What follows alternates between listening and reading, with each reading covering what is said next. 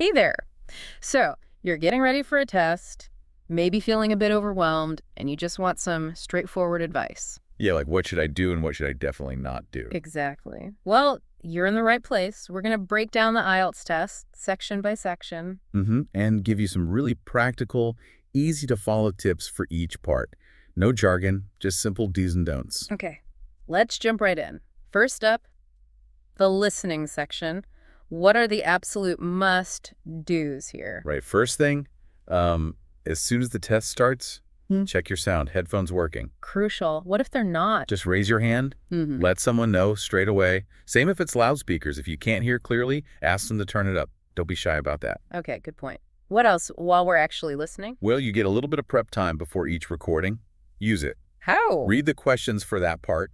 Quickly find the important words, the key words. Circle them maybe. So you know what you're listening for. Precisely. It helps you focus.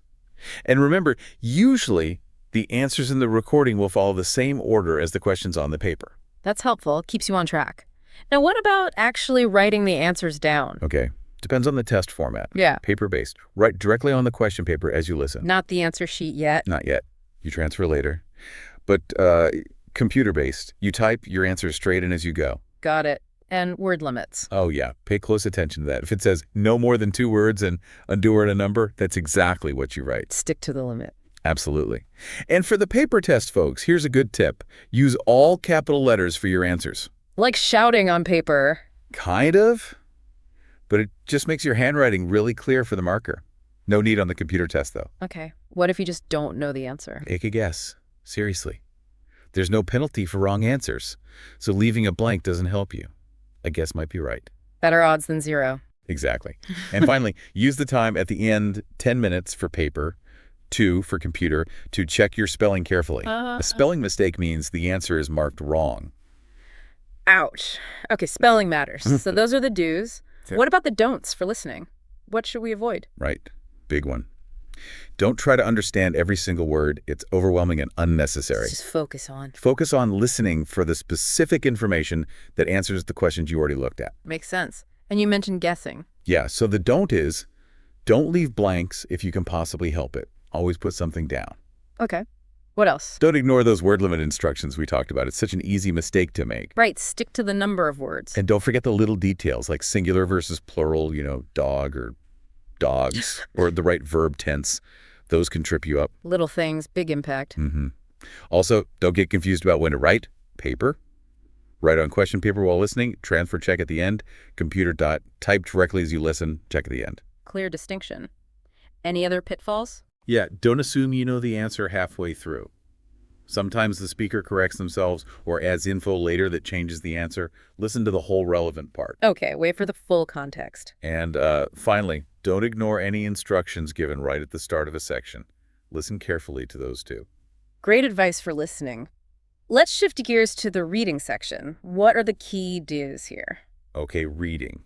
First up, just like listening, carefully read the instructions for each task. Especially, again, how many words you can use for an answer. Seems like instructions are pretty key everywhere. They really are. Remember, every correct answer is 1 point. So a key do is manage your time wisely. Meaning? Don't get bogged down on one super hard question. If it's taking too long, maybe skip it and do easier ones first. You can always come back. Okay, prioritize getting points. Time management. Yeah, watch the clock. You've got 60 minutes for 3 sections. Aim for roughly 20 minutes per section. The last one might be tougher, so save energy and time. And you can jump around. Yes. You don't have to do the passages or questions in order. Find a system that works for you. Skip and return is a valid strategy. Good to know. Where do we write answers for reading? Okay, this is different from listening on paper. For paper-based reading, you write your answers directly onto the answer sheet as you go. No transfer time at the end. Correct. No extra time. So write it straight onto the answer sheet. Computer-based, you type it straight in, same as listening. Got it.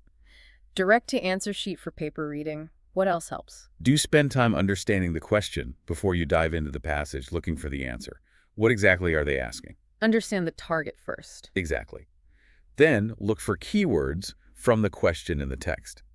But be aware they often use synonyms or paraphrase. So look for similar meanings, not just the exact words. So big in the question might be large or huge in the text. Precisely. Your main goal isn't deep understanding of the whole text, it's finding the answers. Efficient reading. Makes sense. Capitals again for paper tests. Yep, good idea for paper tests. All CCAP-ES helps clarity. Not needed for computer. And again, check your spelling. Wrong spelling equals wrong answer. Spelling haunts us everywhere. What about true, false, not given? Those always seem tricky. They can be. The key is, look for explicit information in the text. True means the text confirms the statement. False means the text contradicts it. And not given. Not given. Package to prove or disprove the statement. Don't assume. Just based on the text. Only the text. And often, the information relating to these questions appears in order in the passage, which can help locate it. Okay, that's a lot of good do's for reading. What about the don'ts? What should we avoid? Well, mirroring the do's. Don't waste excessive time on one question you're stuck on. Move on. Come back if possible. Keep the momentum. Yeah. And crucially, for paper tests, don't forget to write directly on the answer sheet. I know I'm repeating it, but it's vital. No transfer time. Got it. Drilled in now. Anything else? Don't just scan the passage without properly understanding the question first. You'll waste time reading stuff you don't need. Read the question, then read the passage with purpose. Exactly. And like listening, don't feel you have to understand every single word in the passage. Focus on locating the answers. Be strategic. Strategic reading. Okay, that covers reading. Let's tackle writing. 2 tasks here. What are the do's? Right. Writing, task 1 and task 2. First, do. Manage your time. Task 2 is worth more marks, so allocate more time to it. How much time, roughly? Aim for about 20 minutes on task 1, and then give yourself a solid 40 minutes for task 2. Okay, 20-40 split. Word count. Definitely right over the minimum. So aim for more than 150 words for task 1 and more than 250 for task 2. A bit more is generally better than just hitting the minimum. Shows development. How to start. Don't just jump in. Do plan before you write. Spend a few minutes brainstorming and outlining your ideas. You can make notes on the question paper. Planning is key. What about specific task requirements? For academic task 1, describing charts or graphs, always include a clear overview or summary of the main trends or features. Just the facts? Yes, just summarize the key points. For general training task 1, usually a letter, make sure you cover all the bullet points given in the prompt. And task 2, the essay. Always write a conclusion for task 2. Even if you're short on time, quickly wrap up your main points in a concluding paragraph. A conclusion is non-negotiable for task 2. How about structure? Do use clear paragraphs for both tasks. Separate your ideas logically. Don't write one giant block of text. Makes it easier to read. Spelling. Check it. And be consistent. You can use American or British spelling, but don't mix them in the same response. Stick to one. Keep your writing relevant. Stay focused on the question. Don't include irrelevant information. And if you need more paper on the day, just ask. Yep, raise your hand and ask the invigilator. They'll provide it. Good to know. Okay, those are the do's. Now for the writing don'ts. Right.